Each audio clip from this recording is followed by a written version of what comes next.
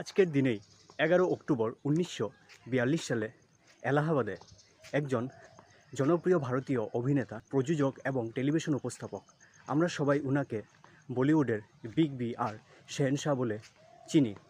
আজ উনারই জন্মদিন। তিনি হলেন শ্রী অমিতাভ বচ্চন।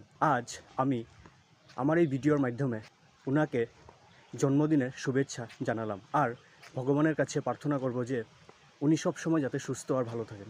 তিনি বিখ্যাত কবি শ্রী হরিবংশ রায় বচ্চন এবং তেজি বচ্চনের ছেলে। 1970-এর দশকে রাগী যুবক হিসেবে পরিচিতি লাভ করে তিনি হিন্দি চলচ্চিত্রে বিগ বি হিসেবে ব্যাপক জনপ্রিয়তা অর্জন করেন।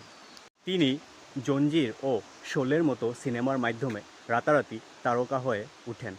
ওনার স্ত্রী হলেন অভিনেত্রী জয়া বচ্চন এবং তাদের দুই সন্তান শ্বেতা বচ্চন নন্দা এবং অভিষেক বচ্চন। নৈনিতালের শেরউড কলেজ থেকে স্কুলিং সম্পন্ন করেন। পরে তিনি দিল্লি বিশ্ববিদ্যালয় থেকে বিজ্ঞানে স্নাতক ডিগ্রি অর্জন করেন। তিনি 1969 সালে 7 হিন্দুস্তানি ছবির মাধ্যমে চলচ্চিত্র জগতে আত্মপ্রকাশ করেন। জঞ্জির 1973 এবং শোলে 1975-এর মতো সফল সিনেমার মাধ্যমে তিনি রাগী যুবক হিসেবে খ্যাতি লাভ করেন। ওনার অভিনয় জীবনের সবচেয়ে উল্লেখযোগ্য দিকগুলো হলো দিবারে একজন অসন্তুষ্ট ডককর্মী গ্যাংস্টারের চরিত্রে অভিনয় থেকে শুরু করে শোলেতে একটি ডাকাতের দলের অংশ হিসেবে কাজ করা।